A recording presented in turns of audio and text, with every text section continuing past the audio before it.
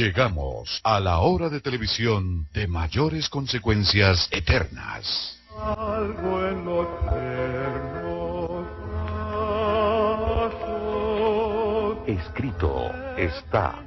Un programa para reencontrarse con los principios perfectos de Dios, para restaurar la salud, la educación, la espiritualidad y la familia.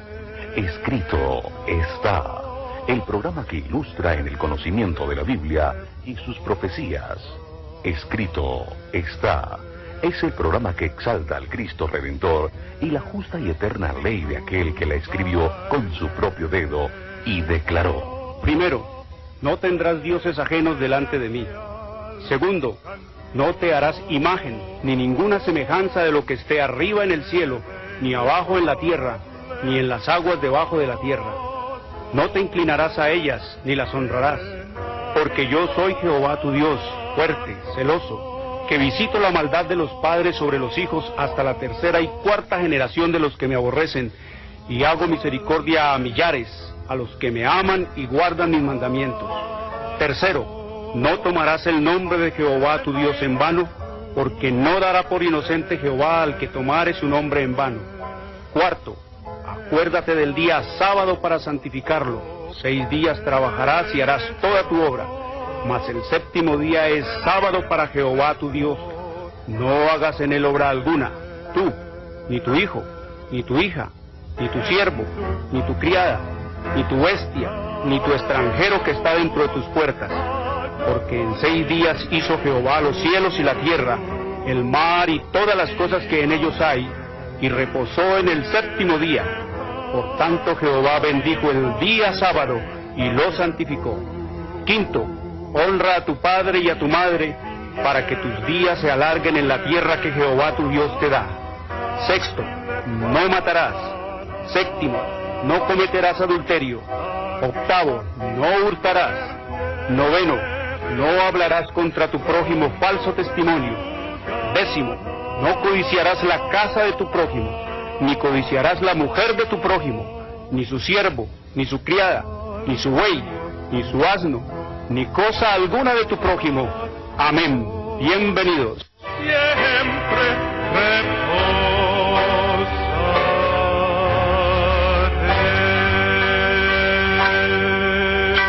Muy buenas tardes, queridos televidentes, les habla Jorge Luis Garay. Hoy es sábado, el verdadero día del Señor, el cuarto mandamiento de la santa y eterna ley de Dios, el séptimo día de la semana, escrito está en Éxodo 28 al 11. Hoy es sábado, la marca, la señal, la etiqueta de la creación del Dios vivo y eterno, que hizo los cielos y la tierra, el mar y las fuentes de las aguas. Escrito está en Éxodo 31, 16 al 18. Hoy es sábado, el verdadero día para adorar a Dios por los siglos de los siglos. Escrito está en Isaías 66, 22 y 23. Sábado es el verdadero día del Señor. Domingo es el falso día de descanso. Domingo es el día, pero de culto al dios pagano Sol. Es la marca de la bestia. Domingo fue impuesto por el sistema romano papal en el año 321 y fue ratificado por la ley eclesiástica del sistema romano papal 28 del Tercer Concilio de Orleans en Francia en el año 538 después de Cristo. El sábado no fue cambiado por el Padre, ni por el Hijo, ni por el Espíritu Santo, ni por los apóstoles. No fue la divinidad, no fue el Padre, no fue el Espíritu los que cambiaron el sábado al domingo, los que pusieron a la gente a adorar al Dios Sol en el nombre de ellos. No, fue el sistema romano papal el que cambió, que adulteró el sábado al domingo, el cuarto mandamiento de la santa ley de Dios, y pasó el séptimo día de la semana de culto de adoración a Dios como Él lo mandó, lo pasó al primero para que el mundo adorara en el nombre de Dios al dios Sol y de esa manera prostituyeron al mundo detrás de los ídolos paganos y satánicos. Escrito está en el libro de Isaías 58, 13 y 14 que el sábado es el verdadero día del Señor. Escrito está: si retrajeres del día sábado tu pie de hacer tu voluntad en mi día santo, y lo llamares delicia, santo, glorioso de Jehová, y lo venerares, no andando en tus propios caminos, ni buscando tu voluntad, ni hablando tus propias palabras, entonces te deleitarás en Jehová, y yo te haré subir sobre las alturas de la tierra, y te daré a comer la heredad de Jacob tu padre, porque la boca de Jehová lo ha hablado. Una bienvenida a nuestros amigos, y les recordamos que Escrito está es un programa para pensar, para decidirlo y para vivirlo. Es lo que el Señor nos dice en su palabra, que Escrito está es un programa que invita a los oyentes a ponerse en armonía con los principios eternos de la santa y eterna ley de Dios y las leyes perfectas de la naturaleza. Escrito está es un programa que no tiene ninguna afiliación religiosa o denominacional, ningún interés proselitista, político o comercial. Su único interés y propósito es el de motivar, avivar y despertar en los televidentes el deseo y la preocupación por la lectura de la Biblia, la palabra de Dios, en procura de recuperar las raíces naturales del hombre en Dios, conocer el plan de salvación en Cristo Jesús y prepararnos para su inminente segunda venida. Por lo tanto, todos nuestros materiales son totalmente gratis, sin ningún costo adicional, porque aquí no tenemos negocio, no comerciamos, no vendemos, no tenemos ningún tipo de comercio. Aquí tenemos un mensaje, la última advertencia para la humanidad.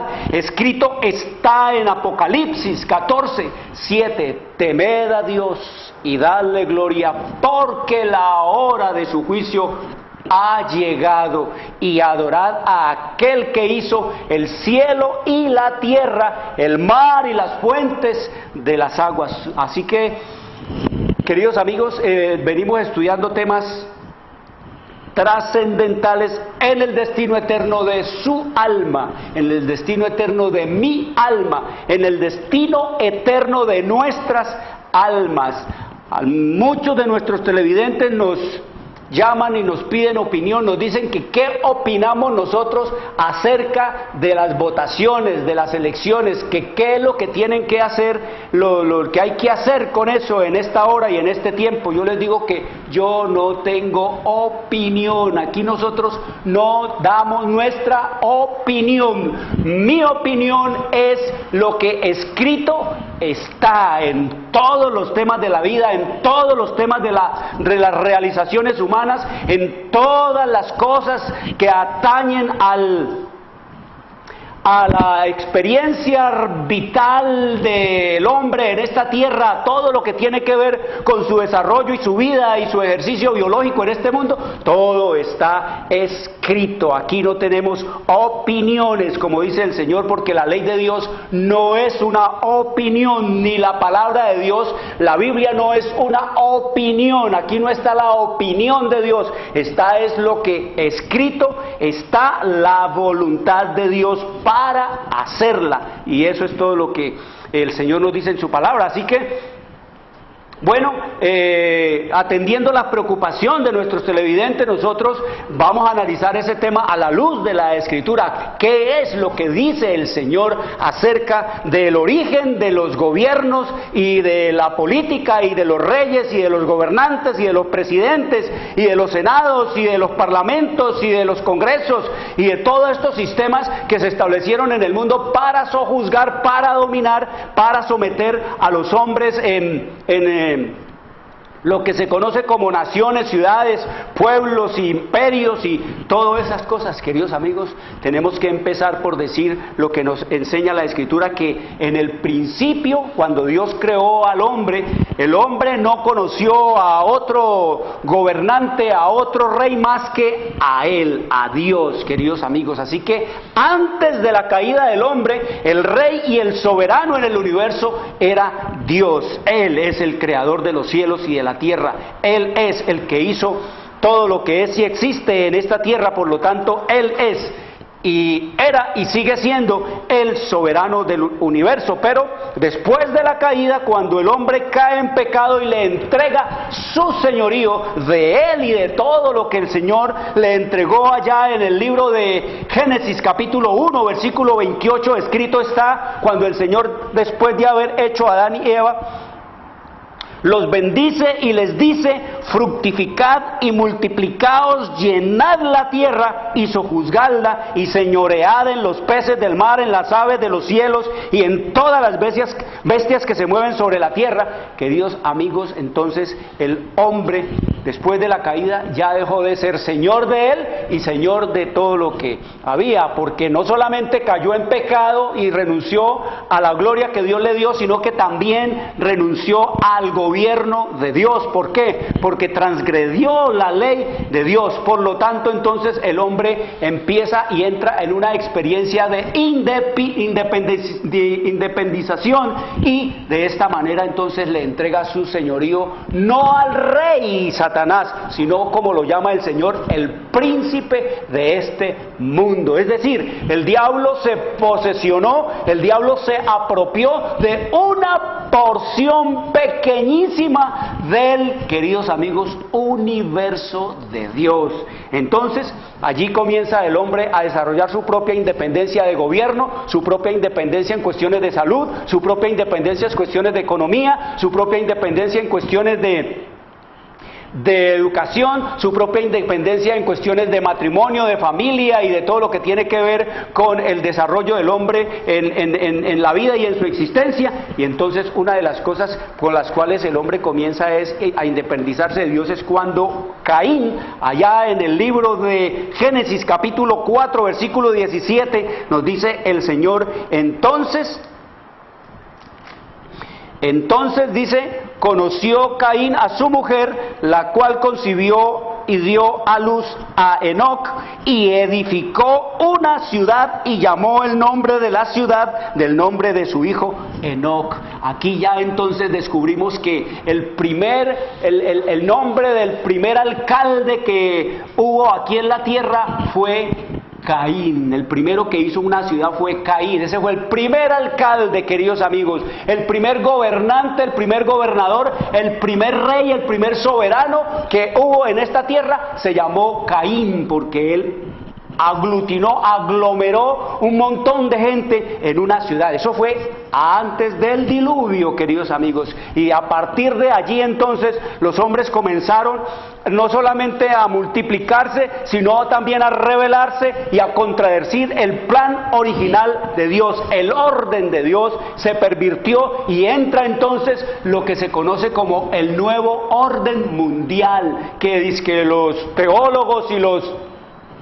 expertos en cuestiones de sociología y de antropología y de política internacional están esperando y dizque promoviendo el nuevo orden mundial. No, queridos amigos, no viene un nuevo orden mundial. El nuevo orden mundial está establecido hace 6.000 años en todos los aspectos de la historia de la humanidad, incluyendo el aspecto ecológico y el aspecto, queridos amigos, social y político y económico. Esto que vemos nosotros en esta tierra es el nuevo orden mundial. Aquí por eso vemos nosotros que la educación es mala porque es falsa. La cuestión de la salud, que está a punto de desaparecer, es mala porque es falsa. La cuestión de la economía, que está a punto de entrar en bancarrota global, es mala porque es falsa. Y todo lo que tiene que ver, queridos amigos, con las cuestiones del hombre es malo y no está funcionando, y todo está en caos y en crisis, sencillamente porque todo es falso. Es lo que el diablo introdujo, no es el orden de Dios lo que está establecido aquí. Entonces, Dice que se multiplicaron los hombres, se multiplicaron sus aglomeraciones, sus ciudades, que todo llegó a un punto en el que se pervirtió. ¿Por qué? Porque, queridos amigos, sencillamente cuando se pervierte el orden de Dios, pues todo está llamado a ruina y a destrucción, como el Señor nos dice aquí en la Escritura, en el libro de Génesis, capítulo 6, versículo 5, dice: y vio Jehová que la maldad de los hombres era mucha en la tierra, y que todo designio de los pensamientos del corazón de ellos era de continuo solamente al mal. Antes del diluvio, no es que esté ocurriendo ahora, esto no es casualidad, queridos amigos, es exactamente porque el hombre siguió por los mismos caminos. Y nos dice la Escritura en el mismo capítulo 6, versículo 11 del libro de Génesis: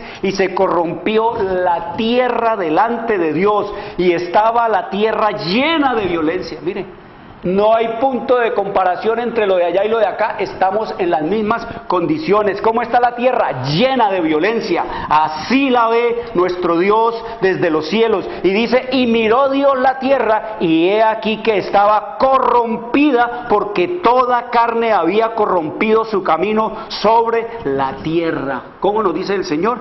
Que los pensamientos de los hombres eran de continuo, ¿qué? Al mal. ¿Y qué más nos dice el Señor? Que la tierra estaba, ¿qué? Corrompida, porque toda carne había corrompido, ¿qué? Su camino en la tierra. Ya hablamos de eso, de corrupción, y que es lo mismo que decir malo, impío, pecador. Corrupción es exactamente lo mismo, es partirse el hombre en dos.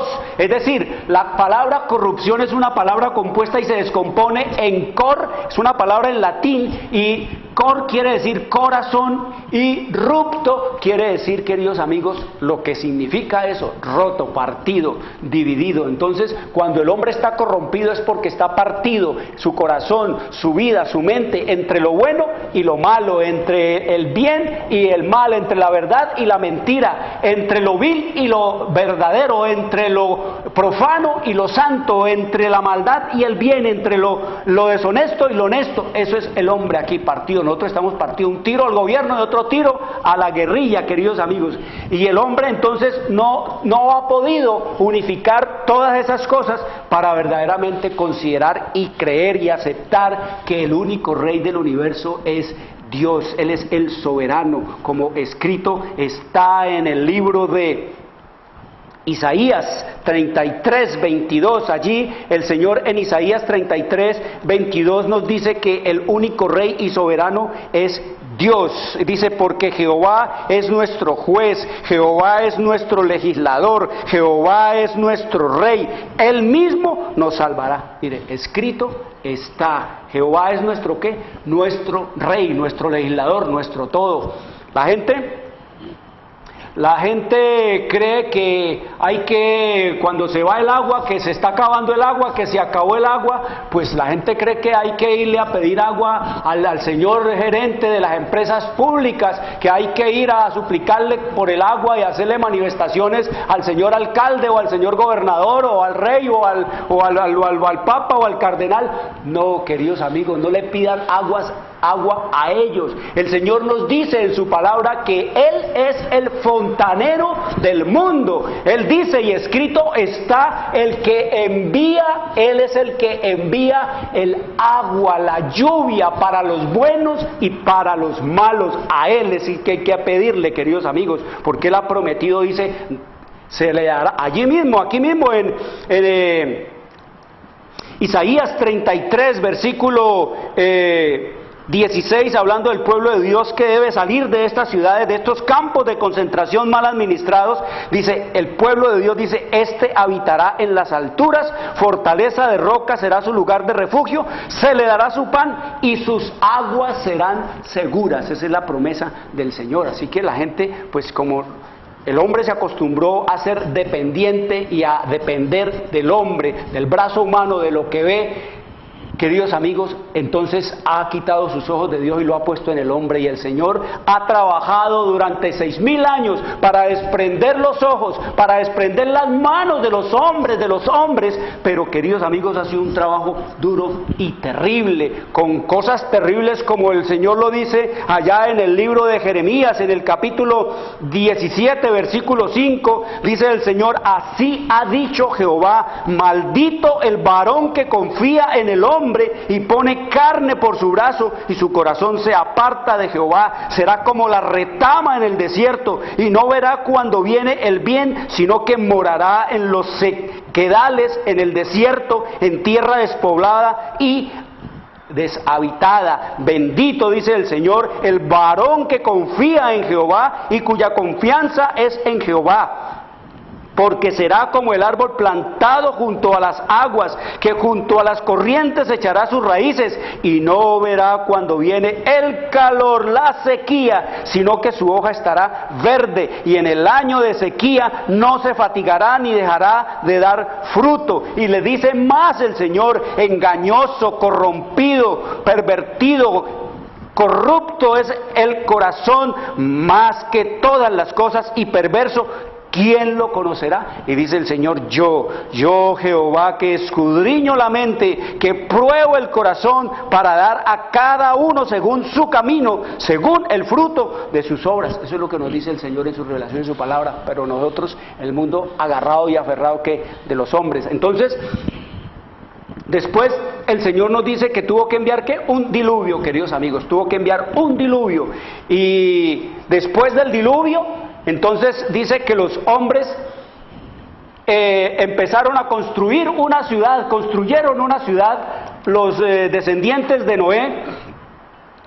Dice que mientras que los descendientes de Noé habitaron en las montañas, entonces los que siguieron con las ideas que habían oído y visto de lo que había hecho Caín allá, entonces dice que los hombres, a medida que se multiplicaron, entonces la apostasía no tardó en causar división entre ellos. La apostasía es apartarse de seguir ¿a quién? De seguir al Rey del universo, por seguir ¿a quién? Al príncipe de las tinieblas, a Satanás, en su independencia y en todo lo que es la apariencia y en todo lo que es la ilusión y todo lo que es el encanto de los ojos. Y entonces dice que los que deseaban olvidar a Dios, su creador, y desechar las restricciones de su ley, emigraron a la llanura de Sinar, allá en Mesopotamia, lo que es hoy Irak, que estaba a orillas del río Éufrates. Y dice, decidieron construir allí una ciudad y en ella una torre de tan estupenda altura que fuera la maravilla del mundo. Dice, estas empresas fueron ideadas, oiga, ¿para qué esto lo hicieron los hombres? Estas empresas fueron ideadas para impedir que la gente se esparciera en colonias. Mire el plan del diablo. ¿Cuál es el plan del diablo? Amontonar, aglomerar. ¿Cuál es el plan de Dios? Dispersar, como le dijo allá a Adán y a Eva. Dice, Dios había mandado a los hombres que se diseminaran por toda la tierra, que la poblaran y que se enseñoreasen de ella. Pero estos constructores de la Torre de Babel decidieron mantener su comunidad unida en un solo cuerpo y fundar una monarquía que a su tiempo abarcara toda la tierra. Así su ciudad se convertiría en la metrópoli de un imperio universal. Su gloria demandaría la admiración y el homenaje del mundo y haría célebres a sus fundadores. La magnífica torre, que debía alcanzar hasta los cielos, estaba destinada a ser algo así como un monumento del poder y la sabiduría de sus constructores para perpetuar su fama hasta las últimas generaciones, queridos amigos. Miren lo que nos dice la escritura aquí, que los hombres lo que pensaron fue hacer ¿qué? Pues pensaron hacer fue un imperio, ya empezar a expandirse, pero todo dentro de ¿qué? Dentro de muros de las ciudades. ¿Y por qué ocurrió esto? La escritura nos dice, escrito está ya en el libro de Génesis, en el capítulo 10, nos dice el Señor que como Habían muchas fieras que atacaban a los hombres. Entonces se inventaron la manera de ver cómo se resguardaban y se protegían de estas fieras. Y oiga lo que dice la Escritura en el libro de Génesis, en el capítulo 10, en el versículo 8 y al 10 dice: y Cus engendró a Nimrod, quien llegó a ser el primer poderoso en la tierra. Cus era negro, de ahí vienen los cusitas, de ahí vienen los etíopes. Cus engendró a Nimrod, quien llegó a ser el primer poderoso en la tierra. Oiga, la palabra poderoso es una palabra que está muy bien equiparada a nuestro tiempo cuando se habla de los políticos y de los gobernantes, y cuando se habla de un hombre que tiene mucho que poder. Pero este poderoso no viene sencillamente por lo que hacía Nimrod, que era, como dice en el versículo 9, este fue un vigoroso cazador delante de Jehová, por lo cual se dice: así como Nimrod, vigoroso cazador delante de Jehová, y fue el comienzo de su reino Babel. Entonces, este Nimrod no era poderoso por el trabajo que él hacía, sino que era poderoso por su capacidad de robársele a los otros, su capacidad de influir, de decidir, su capacidad de hacer, es decir, de robarse el concepto de los demás hacia él, como en una elección exactamente igual. Todos dan su voto a un hombre y ese hombre se hace ¿qué? Se hace poderoso. Se hace poderoso. ¿Por qué se hace poderoso? Porque el podercito que muchos tienen, que es el verdadero poder de una república, de una nación, le fue dado a él, y él acumuló entonces el poder de muchos. De muchos, eso le dieron su poder. Por ejemplo, aquí en Colombia tenemos un hombre que él se cree el poderoso y el poderoso de los poderosos, y se ganó como 7 millones en una elección, y él cree que entonces él está por encima él tiene la mitad del gobierno, del poder en esta tierra, cuando él no fue elegido, pero él lo cree y lo piensa así. Es tan infinita su vanagloria y sus conceptos de arrogancia y de atorrancia que tiene este hombre, que él cree que él es el gobernante de esta nación y de este país. Así fue el hombre Nimrod, queridos amigos. Fue un hombre que se llenó de ¿qué? De jactancia, del espíritu tirano, y eso es lo que significa la palabra Nimrod. Nimrod significa el nombre de Nimrod quiere decir extremadamente impío, arrogante, tirano, rebelde. Eso es lo que quiere decir Nimrod. Él hace honor a lo que él era. Así que nos dice la Escritura, queridos amigos, que este Nimrod fue poderoso. ¿Por qué? Porque logró convencer a muchos, logró que muchos votaran por él, y entonces lo nombraron a él que el primer rey, el primer soberano. Pero miren, noten esto tan importante, nos dice la Escritura en el versículo 9, este fue vigoroso cazador delante de Jehová, por lo cual se dice: así como Nimrod, vigoroso cazador delante de Jehová. Pero delante de Jehová no es que él ensalzara a Jehová, que él estuviera delante de Jehová llevando el concepto y el conocimiento de Dios al mundo. No, cuando dice delante de Jehová es ante Jehová, es decir, oponiéndose contra Jehová con una actitud hostil, porque el concepto que tenían los hombres era que los hombres caminaban agachados, como el concepto de la Polinesia, ¿no? Que los hombres caminaban agachados porque el cielo estaba muy cerquita de ellos y los hombres no podían caminar erguidos. Es decir, estaban los ojos de Dios tan puestos en los hombres que los hombres caminaban a hurtadillas,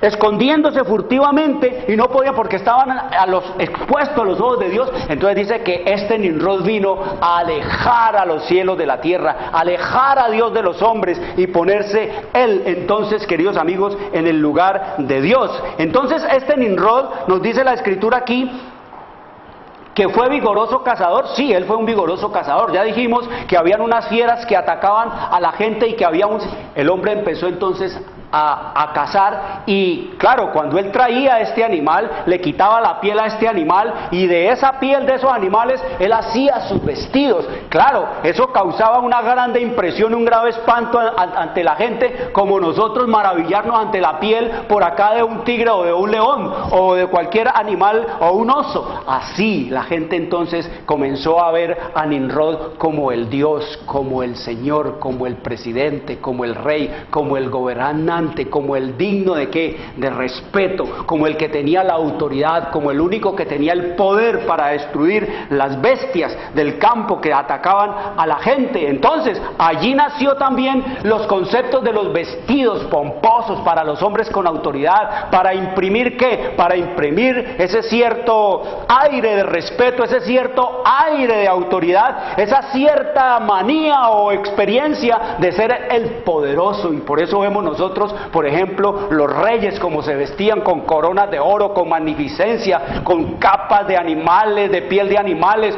con telas riquísimas, con todos los adornos y con todos los aderezos, y eso, claro, eso causaba la pompa y toda esa representación y todos esos vestidos, pues el rey, el sublime. De ahí trajo el sistema romano papal eso de ponerle al papa todas esas triple corona, esas tiaras de oro, de piedras preciosas, como dice el Señor, todo ese montón de trapos bordados en oro, toda esa magnificencia y esa pompa, y detrás un poco de hombres, sus cardenales y sus príncipes y todo eso, para impactar, para impresionar, para crear ¿qué? Reverencia, miedo, temor, autoridad. Y aquí estamos, los curas, por ejemplo, los sacerdotes y al mismo papa y todo eso, nunca se van a presentar tal cual son, queridos amigos, con una ropa talar o una ropa sencilla como se usa cualquier hombre, no, porque serían y pasarían inadvertidos en medio de los hombres. Cuando ellos se van a presentar ante el público, ante la gente y ante el mundo, como lo hacen los militares, como lo hacen los reyes y como lo hacen los presidentes de las naciones, siempre se ponen sus ropajes. Así comenzaron, queridos amigos, todas estas cosas. Pero la Escritura nos dice es que el rey del universo, el rey de esta tierra, de este mundo y del universo es Jehová, queridos amigos. Entonces, así nacieron los imperios, así nacieron las naciones, y esto se fue naciendo. Y cuando el pueblo de Israel llegó a su fundación, cuando el Señor llama a Israel, ya existía el imperio egipcio, ya había existido Siria, ya habían existido estos imperios, queridos amigos, y de esa manera entonces nacieron los poderes políticos sobre la tierra, los reyes. Entonces los hijos de Dios, el Israel, de tanto ver estas cosas, también quisieron ser como ellos, cuando los únicos que el Señor se comunicaba directamente con su pueblo, y él manejaba todo lo que tenía que ver con el gobierno y con la dirección de su pueblo a través de los patriarcas y de sus profetas. No había rey, no había gobernante,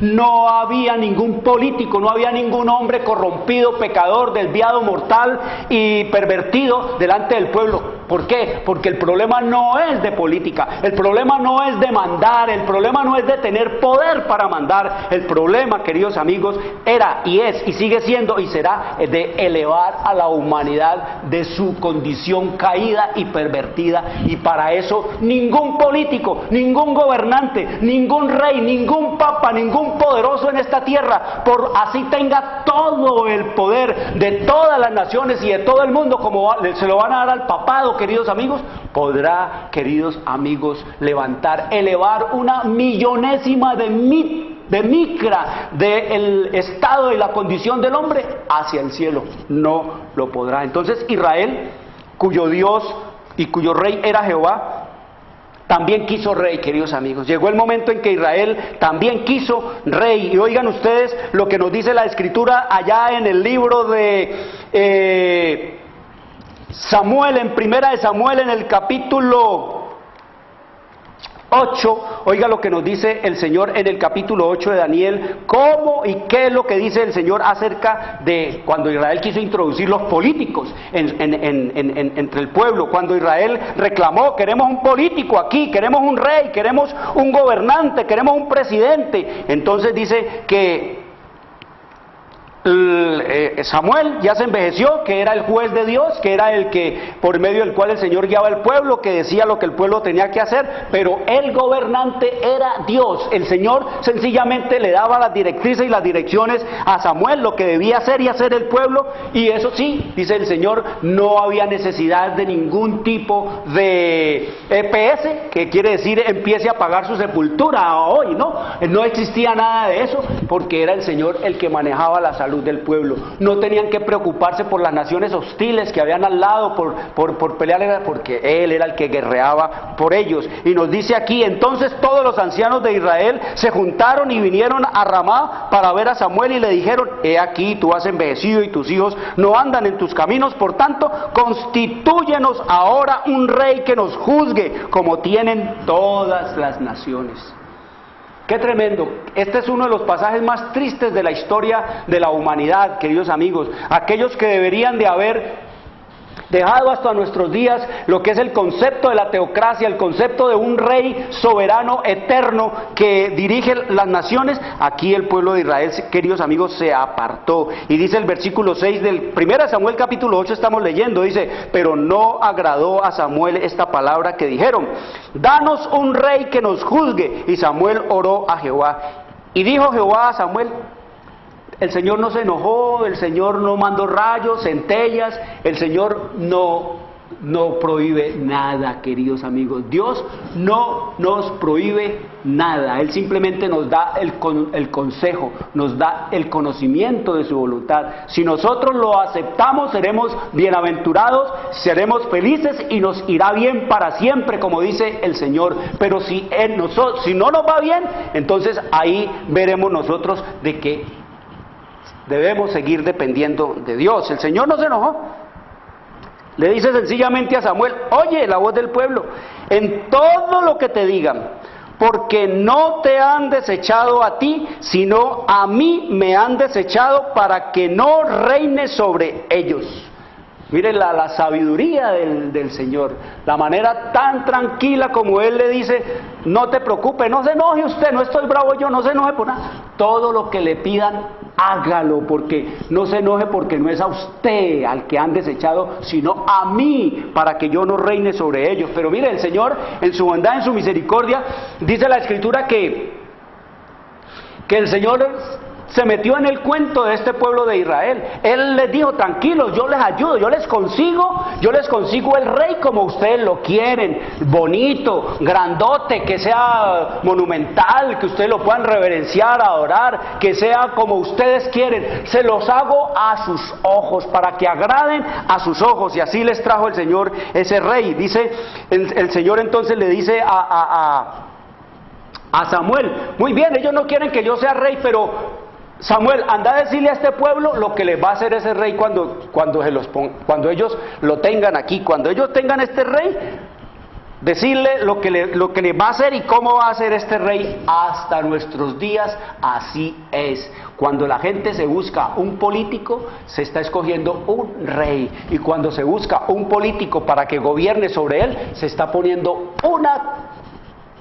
esposas, unas cadenas, se está sometiendo su voluntad a la de ese hombre, y eso es lo que ha sido siempre, los pueblos gimiendo, queridos amigos, por su propio gusto. Y siempre se ha dicho a través de la historia de la humanidad que los pueblos tienen los gobernantes que se merecen. Entonces dice la Escritura aquí en el libro de 1 Samuel, en el capítulo 8, versículo 9, dice el Señor, ahora pues, oye su voz, mas protesta solemnemente contra ellos y muéstrales cómo les tratará el rey que reinará sobre ellos. Y refirió Samuel todas las palabras de Jehová al pueblo que le había pedido rey. Y dijo pues, así hará el rey que reinará sobre vosotros, tomará a vuestros hijos y los pondrá en sus carros y en su gente de a caballo para que corran delante de él, los mandará a la guerra, los pondrá delante de ¿qué? De carne de cañón, y nombrará para sí jefes de miles y jefes de cincuentenas, y los pondrá a sí mismo a que aren sus campos, cieguen sus mieses, y a que hagan sus armas de guerra y los pertrechos de sus carros, tomará también a vuestras hijas para que sean perfumadoras, cocineras y amasadoras, asimismo tomará lo mejor de vuestras tierras, de vuestras viñas y de vuestros olivares y los dará a sus siervos, diezmará vuestro grano y vuestras viñas para dar a sus oficiales y a sus siervos, tomará a vuestros siervos y vuestras siervas, vuestros mejores jóvenes, vuestros asnos y con ellos hará sus obras, sus guerras y todos los impuestos les quitará y los pondrá a su servicio, diezmará también vuestros rebaños y seréis sus esclavos. Y sigue diciendo más, y clamaréis aquel día a causa de vuestro rey que os habéis elegido, mas Jehová no os responderá en aquel día. Pero el pueblo no quiso oír la voz de Samuel y dijo, no, sino que habrá rey sobre nosotros y nosotros seremos también como todas las naciones y nuestro rey nos gobernará y saldrá delante de nosotros y hará nuestras guerras. Y oyó Samuel todas las palabras del pueblo y las refirió a los oídos de Jehová. Y Jehová le dijo a Samuel, oye su voz y pon rey sobre ellos. Entonces dijo Samuel a los varones de Israel, váyase cada uno para su casa, ya arreglado el problema. Puso todo lo que tiene que ver, queridos amigos, con el nombrar políticos sobre el pueblo de Israel. Todo lo que el Señor les haría, llevaría a sus jóvenes a matarlos en la guerra, como ustedes ven que hacen todos los días para matarlos, cuando el Señor dijo la guerra es mía, no se preocupen, yo soy el que voy a pelear la guerra, nadie se va a morir aquí, yo tengo mi aviación, las avispas, yo tengo el terror, con solo ver el ejército de ustedes o el grito de ustedes, esa gente va a salir despavorida, yo puedo enviar un ángel, como en el caso de Senaquerib, mató en un solo ratico 185,000 hombres del ejército, y cuando llegó el pueblo de Israel no había nadie, todo estaba lleno de muertos, queridos amigos. Eso es lo que nos dice el Señor. Mía es la guerra, dice el Señor. Y nos dice entonces el Señor que le refirió esto al pueblo de Israel, y entonces el pueblo de Israel dijo, ya cuando entendió, cuando vio que había metido las de caminar, entonces el pueblo de Israel y todo el pueblo dijo a Samuel, Samuel, ruega por tus siervos a Jehová tu Dios para que no muramos, porque a todos nuestros pecados hemos añadido este mal de pedir rey para nosotros. ¿Qué es lo que ha hecho el que hizo el pueblo de Israel? Queridos amigos, lo mismo que está haciendo la gente hoy en día, pidiendo que rey. Ustedes ven y sale la gente que despavorida a gritar por y viva y viva y viva y viva, y cuando está montado, queridos amigos, y viene la corrupción y viene todo lo que es el robo y los carruseles y toda la maldad y toda la iniquidad y todos los crímenes y todo lo que este hombre en el ejercicio de su trabajo comete, queridos amigos, ahí no se dan cuenta, como hablábamos en los días pasados, del pecado social y corporativo. Así, queridos amigos, fue como surgieron los poderes políticos, así surgieron los poderes políticos, así surgieron los partidos, las formas de gobierno, republicano, monarquía, dictadura, comunismo, socialismo, democracia, la izquierda, la derecha, el centro, etcétera, etcétera. Todos estos sistemas de gobierno, ¿por qué han habido tantos sistemas de gobierno? Porque no han servido, queridos amigos. Si hubiese servido la monarquía, tendríamos hasta nuestros días reyes. Si hubiese servido, queridos amigos, las dictaduras, tendría el mundo lleno de dictadores. Sí, aunque son dictadores camuflados. El comunismo, el socialismo, ¿qué pasó con todo eso, queridos amigos? Un rotundo fracaso. Nada de eso que sirvió. Todos estos sistemas y estas formas de gobierno resultaron ser ineptos, incapaces, impotentes, porque no tienen poder para cambiar el corazón del hombre, que es el propósito del gobierno de Dios, cambiar nuestros corazones. No tienen ni una más mínima idea de cómo elevar la dignidad de la humanidad, de este caos de pervertido carácter en que andamos, y de toda esta maldad y de toda esta iniquidad, queridos amigos. Los políticos del tiempo del fin, lo único que saben y lo único que entienden y conocen es acerca de concreto y acero, cemento, latas, nada más, queridos amigos. Eso es lo que hacen. Ustedes ven, viene uno, desbarata la ciudad, vuelve y la hace, vuelve y la arma, vuelve y lo hace, y en eso se la pasan, queridos amigos. pero viven hablando todo el tiempo acerca disque del tejido social. En eso no gastan un peso, porque darle comida, darle educación a la gente, eso no se ve, queridos amigos. Vienen y le dan la comida a los pobres hoy, pero ¿eso qué? Eso no se ve, eso va a la letrina, y al otro día ¿qué? Queremos más, es lo que dice la gente. En eso no gastan. Por eso para ellos es ofrecer que vamos a hacer mega obras, vamos a hacer puentes, vamos a hacer esto, vamos a hacer lo otro, y avenidas lindas, hermosas, llenas de luces, con todas las normas y con test de la modernidad. Pero queridos amigos, ningún habitante de la ciudad puede caminar desprevenidamente por esas avenidas sin peligro de ser herido, de ser matado, de ser atracado, de ser violado en esas avenidas. ¿De qué nos sirve todo esto, queridos amigos? Eso resultó ser que totalmente impotente para esto. Por eso el Señor nos dice que lo que se ve y lo que viene es anarquía, desastre social, corrupción política, como escrito está. Miren lo que dice el Señor, lo que nos dice el Señor acerca de las cosas que vendrían en los últimos días. Dice: los dignatarios de la iglesia y del Estado se unirán para hacer que todos honren el domingo. Ahí sí se van a unir políticos con religiosos, políticos con el papado, políticos con el protestantismo. Dice: y para ello apelarán al cohecho, es decir, al soborno, a la persuasión o a la fuerza. Ahí sí van a decir: tenemos el poder. La falta de autoridad divina se suplirá con ordenanzas abrumadoras. La corrupción política, ¿cómo dice el Señor? La corrupción política está destruyendo el amor a la justicia y el respeto a la verdad. Ya eso es una profecía cumplida. Ya el amor a la justicia se perdió. El Señor nos dice que está tirada en la plaza, que cualquiera la puede pisotear, como ustedes ven cómo se está pisoteando la justicia, queridos amigos, en el mundo entero. Y dice que también se acabará que el respeto a la verdad. Y hasta, dice, en los Estados Unidos, la nación que el Señor levantó para denunciar al papado y para dar un ejemplo de lo que es verdaderamente un gobierno del pueblo, por el pueblo y para el pueblo, hasta en los Estados Unidos de la libre América se verá a los representantes del pueblo y a los legisladores tratar de asegurarse el favor público, doblegándose a las exigencias populares de una ley que imponga la observancia del domingo. La libertad de conciencia que tantos sacrificios ha costado no será ya respetada, queridos amigos. Eso es lo que nos dice el Señor en la Escritura.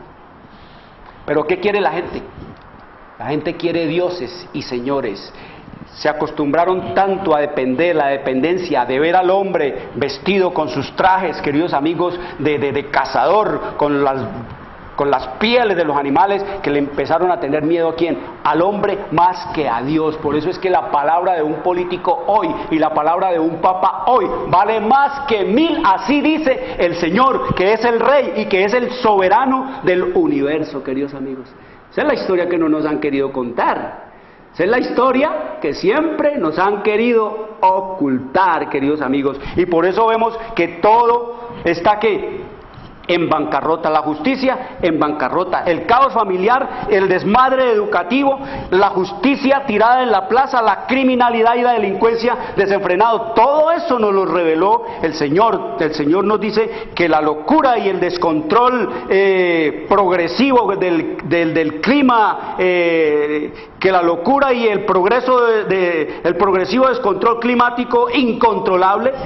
El Señor nos dice que Él no tiene nada que ver con eso, no es el hombre, es el que ha hecho eso. Escrito está, mire, aquí en la historia profética, nos dice el Señor, hablándonos del problema de la ecología, nos dice el Señor aquí en su palabra, que todo esto lo está haciendo ¿quién? Satanás. Toda esta perversión y todo este caos lo está haciendo el diablo. Dice: Satanás producirá enfermedades y desastres. Lo que estamos viendo, dice, al punto que ciudades populosas serán reducidas a ruinas y desolación. Dice: ahora mismo está actuando Satanás. Ejerce su poder en todos los lugares y bajo 1000 formas, en las desgracias y calamidades de mar y tierra, en las grandes conflagraciones como lo estamos viendo nosotros, este país ardiendo de sur a norte y de norte de oriente a occidente.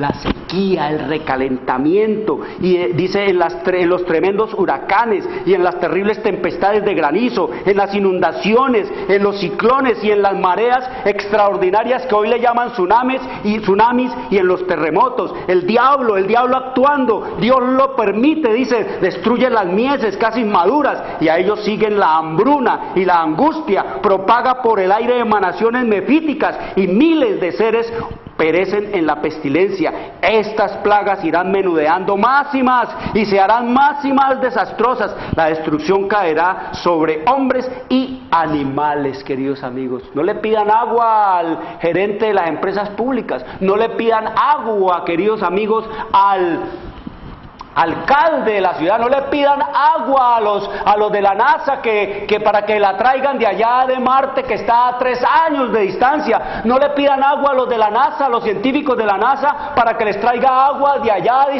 de Plutón, el planeta enano que está a 1450 años luz, queridos amigos. Esa es la demencia, la locura del mundo. Y dicen estos científicos que todo esto puede traer o llevar a la gente allá a tomar agua y hacer uso del agua solo hasta dentro de 100 años. Qué esperanzas, queridos amigos. Estarán listos los vehículos y estará listo todo para ir allá, cuando el Señor nos dice que estamos a las puertas de su segunda venida, que la eternidad está delante de nosotros. Por eso dice el Señor que procurando ser sabios se han hecho necios, y escrito está en el libro de Salmos capítulo 49, versículo 20, el hombre que está en honra y no entiende, es decir, el que está en eminencia, el presidente, el rey, el soberano, el alcalde, el gobernador, el hombre que está en honra y no entiende, semejante es a las bestias que perecen, no entienden las cosas de Dios, queridos amigos. Como dice el de las elecciones, mire, le voy a leer aquí. Le voy a leer aquí lo que dice el Señor, el Señor Jesús dice, el Espíritu Santo nos dice que en los reinos del mundo la posición significaba engrandecimiento propio. ¿Para qué era la posición en los días de Jesús y qué en el mundo? Para engrandecerse él. El poderoso recoge los podercitos de todos, los amontona, los 5 millones, los 6 millones de votos, y él se hace poderoso, pero él ahora sí se hace poderoso. Dice, se obligaba al pueblo a existir para beneficio de las clases gobernantes. La influencia, la riqueza y la educación eran otros tantos medios de dominar al vulgo para que sirviera a los dirigentes. Las clases superiores debían pensar, decidir, gozar y gobernar. Las inferiores debían obedecer y servir y pagar puntualmente sus tributos.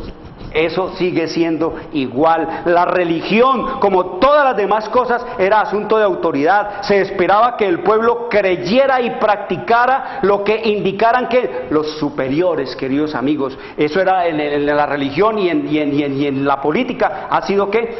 Igual. Y oiga lo que nos dice el Señor, nos dice que nosotros como pueblo de Dios debemos enterrar las cuestiones ¿qué? Políticas, debemos enterrar las cuestiones políticas. ¿Por qué, queridos amigos? Porque usted está dándole su poder a otro y se está haciendo ¿qué? Esclavo del otro. Y no solamente esto, dice el Señor, porque estos hombres son incrédulos, son inconversos, son súbditos del sistema romano papal. Y dice que estos hombres entonces se unirán a los poderes religiosos de esta tierra y de este mundo para perseguir al pueblo de Dios, para ir en contra de la palabra de Dios, para desterrar de esta tierra las leyes de Dios. Por eso el Señor dice que no debe el pueblo de Dios meterse en cuestiones de elecciones, debe enterrar esas cuestiones y olvidarse que humanamente hablando esto no tiene arreglo, queridos amigos. Oiga aquí un poemita que se titula La elección, que apareció en el Cronista del Valle de Brownsville, Texas, el 26 de mayo de 1926, la elección. Oiga como dice, es lo que pasa exactamente ahora. Dice, el león falleció,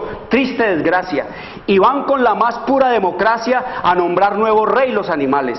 Las propagandas hubo electorales, prometieron la mar los oradores, y aquí tenéis algunos electores. Aunque parezcales a ustedes bobo, las ovejas votaron por el lobo. Como son unos buenos corazones, por el gato votaron los ratones. A pesar de su fama de ladinas, por la zorra votaron las gallinas. La paloma inocente, inocente votó por la serpiente. Las moscas, nada hurañas, querían que reinaran las arañas. El sapo ansía y la rana sueña con el feliz reinar de la cigüeña. El ingenuo gusano cojo a votar se encamina por el topo. El topo no se queja, mas da su voto por la comadreja. Los peces que sucumben por su boca eligieron gustosos a la foca. El caballo y el perro, no os asombre, votaron por el hombre. Con dolor profundo por no poder encaminarse al trote, arrastrábase un asno moribundo a dar su voto por el sopilote, es decir, por el gallinazo. Caro lector, que inconsecuencias notas, dime, ¿no haces tú lo mismo cuando votas? Cada uno se hace su propio esclavo y es esclavo de quien quiera ser esclavo, dice el Señor, queridos amigos. Mañana seguiremos con este tema. Quiero decirles, traigan los niños, traigan los jóvenes, abran la Biblia, oren al Señor, pídanle sabiduría para entender todas estas cosas, porque la Biblia se puede entender. Quiero desearles una buena tarde. Les habló Jorge Luis Garay. Dios les bendiga. Llegamos a la hora de televisión de mayores consecuencias eternas. Algo en lo eterno pasó. Escrito está. Un programa para reencontrarse con los principios perfectos de Dios, para restaurar la salud, la educación, la espiritualidad y la familia. Escrito está. El programa que ilustra en el conocimiento de la Biblia y sus profecías. Escrito está. Es el programa que exalta al Cristo Redentor y la justa y eterna ley de aquel que la escribió con su propio dedo y declaró. Primero, no tendrás dioses ajenos delante de mí. Segundo, no te harás imagen, ni ninguna semejanza de lo que esté arriba en el cielo, ni abajo en la tierra, ni en las aguas debajo de la tierra. No te inclinarás a ellas, ni las honrarás, porque yo soy Jehová tu Dios, fuerte, celoso, que visito la maldad de los padres sobre los hijos hasta la tercera y cuarta generación de los que me aborrecen, y hago misericordia a millares, a los que me aman y guardan mis mandamientos. Tercero, no tomarás el nombre de Jehová tu Dios en vano, porque no dará por inocente Jehová al que tomare su nombre en vano. Cuarto, acuérdate del día sábado para santificarlo. 6 días trabajarás y harás toda tu obra, mas el séptimo día es sábado para Jehová tu Dios. No hagas en él obra alguna, tú, ni tu hijo, ni tu hija, ni tu siervo, ni tu criada, ni tu bestia, ni tu extranjero que está dentro de tus puertas. Porque en 6 días hizo Jehová los cielos y la tierra, el mar y todas las cosas que en ellos hay, y reposó en el séptimo día. Por tanto Jehová bendijo el día sábado y lo santificó. Quinto, honra a tu padre y a tu madre, para que tus días se alarguen en la tierra que Jehová tu Dios te da. Sexto, no matarás. Séptimo, no cometerás adulterio. Octavo, no hurtarás. Noveno, no hablarás contra tu prójimo falso testimonio. Décimo, no codiciarás la casa de tu prójimo, ni codiciarás la mujer de tu prójimo, ni su siervo, ni su criada, ni su buey, ni su asno, ni cosa alguna de tu prójimo. Amén. Bienvenidos. Siempre